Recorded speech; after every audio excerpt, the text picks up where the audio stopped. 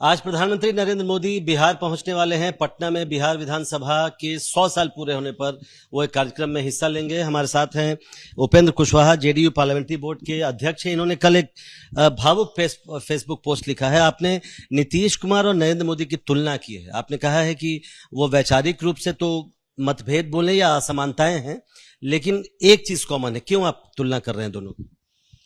देखिए, आज की राजनीति में बहुत कम लोग इस तरह के दिखते हैं। नीतीश कुमार जी ने जब राजनीति की शुरुआत की और एक संघर्ष के रूप में उसकी शुरुआत हुई, शुरुआती दिनों में कर्पूरी ठाकुर जी के साथ काम करने का अवसर मिला। कर्पूरी जी के अंतिम दिनों में मुझको भी उनके साथ काम करने का अवसर मिला, तो उनके जीवन को बहुत नज़दीक से हम सब लोगों ने देखा।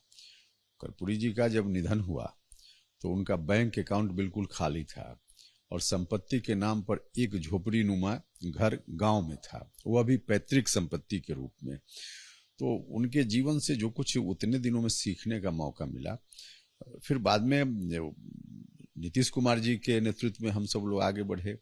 नीतीश जी जब सत्ता में आए तो एक बहुत बड़ी चुनौती थी उनके सामने। कई तरह की चुनौतियां थी, उसमें यह भी था कि कर्पूरी ठाकुर जी की विरासत को किस रूप में ये आगे ले जाएंगे। नीतीश कुमार जी ने बखूबी इसको न सिर्फ किया बल्कि हर तरह से एक एग्जाम्पल के तौर में अपने को प्रस्तुत किया। इसलिए हमने कहा कि काजल की कोठरी में भी बिल्कुल बेदाग नीतीश कुमार जी अब तक हैं। और काजल की कोठरी साहब का मतलब भ्रष्टाचार? बिल्कुल भ्रष्टाचार चारों तरफ है, इससे इनकार हम नहीं कर सकते। एक तरह से कही कि वातावरण में भ्रष्टाचार है, लेकिन उसके बीच अपने को बिल्कुल पाक साफ रख लेना इतने वर्षों तक, यह आज की तारीख में कम क्रेडिट की बात नहीं। और फिर जितने दिनों तक हमको मौका मिला भारत सरकार की मंत्रिपरिषद में नरेंद्र मोदी जी के नेतृत्व में काम करने का, वहां भी हमने देखा तमाम तरह की आलोचनाएं होती हैं मोदी जी की, हो भी रही है, और हम लोग भी कई विषय पर उनसे डिफर करते हैं क्योंकि हम लोग की पार्टी अलग है। लेकिन इस विषय पर भ्रष्टाचार के मामला में और खास के व्यक्तिगत रूप से उनके ऊपर भी कोई दाग नहीं लगा। तो इस मामला में दोनों में बहुत बड़ी समानता है, इसकी चर्चा हमने की।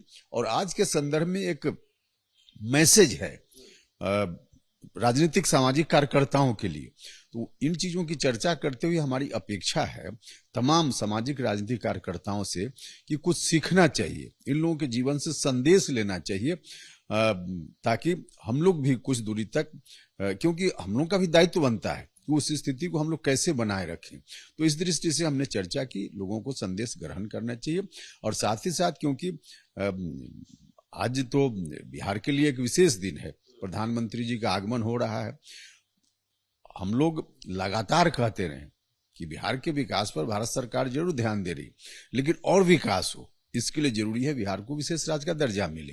तो आज प्रधानमंत्री जी बिहार आ रहे हैं तो अपेक्षा हम लोगों की है, और पहले से हम लोगों की मांग है, कोई नई मांग तो हम रख नहीं रहे।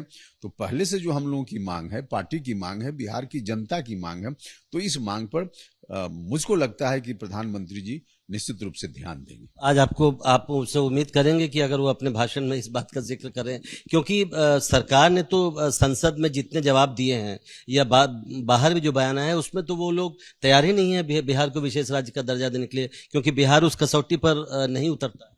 कसौटी का मापदंड कौन बनाता है? कसौटी का मापदंड भारत सरकार से बड़ी कोई संस्था, ताकतवर संस्था इस देश में दूसरी है क्या?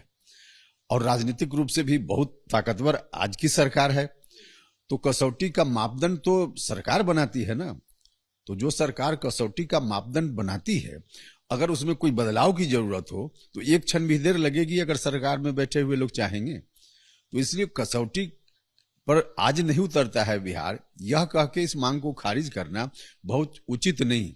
देखिए, नीति आयोग ने बार बार कहा है कि माननीय मुख्यमंत्री जी के नेतृत्व में लगातार बिहार विकास कर रहा है, बहुत आगे बढ़ा है, पहले और आज के कंपैरिजन में बहुत प्रगति हुई है।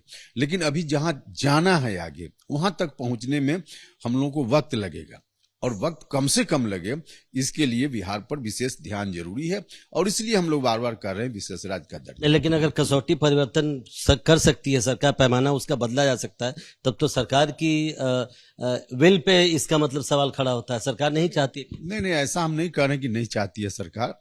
सरकार के सामने जो कठिनाई होगी उनका मामला है, उसमें भी कोई कठिनाई होगी, लेकिन उन कठिनाइयों को दूर करते हुए बहुत सारा ऐसा काम इस देश में हुआ है और इसी सरकार ने किया है। बहुत सारा काम जो लोगों को लगता ही नहीं था कि होने वाला है, फिर भी इस सरकार ने किया।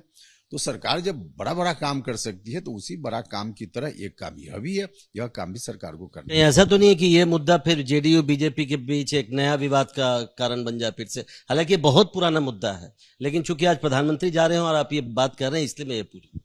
देखिए, ठीक आपने कहा कि मुद्दा बहुत पुराना है, मामला नया नहीं है, इसलिए यह विषय, विवाद का विषय दोनों पार्टियों के बीच बन ही नहीं सकता है। हाँ, शर्त एक है कि आप लोग नहीं बनाना चाहिए, मीडिया के लोग नहीं बनाना चाहें तो विवाद का मुद्दा नहीं बनेगा। बिहार का मुद्दा तो है ही। एक आखिरी सवाल, चूंकि अभी कुछ दिन पहले आरसीपी सिंह ने रिजाइन किया, चूंकि उनका राज्यसभा का कार्यकाल खत्म हो रहा था। जेडीयू अब आने वाले दिनों में जब भी रिशफल होगा या जब भी केंद्रीय मंत्रिमंडल में शामिल होगी कि नहीं, मैं ये जानना चाहता हूँ। देखिए, अब इस सवाल का जवाब आपको थोड़ा इंतजार करना पड़ेगा। पार्टी समय पर चीजों को तय करती है, जब तय करेगी पार्टी फिर हम आपको बताएंगे। आपको 1 साल का जो कार्यकाल लगा, चूंकि उसके पहले भी नहीं थे, जब ये सरकार बनी थी तब पर भी कोई मंत्री नहीं था, तो क्या ये केवल बीच में जो 1 साल का एक्सपेरिमेंट हुआ है उससे ऐसा तो नहीं है कि आप लोग के हाथ जल गए? नहीं, देखिए, इसका कोई मतलब नहीं जिसकी आप चर्चा कर रहे हैं। और जनता दल यूनाइटेड अपनी ओर से कोई बहुत ईगर हो कि हम शामिल हों, ऐसा भी नहीं है। अब समय पर पार्टी डिसीजन लेगी और इंडिया का मामला पार्टी का मामला है। जब तक कोई डिसीजन के लेवल तक बात नहीं जाती है तब तक इस पर चर्चा का कोई अर्थ नहीं। संगठन चुनाव भी अभी प्रस्तावित है, अक्टूबर में ललन सिंह का कार्यकाल खत्म होगा, क्या उस पर भी आप लोग काम शुरू हो रहा है? क्योंकि अब तो 2 ही महीने बचे।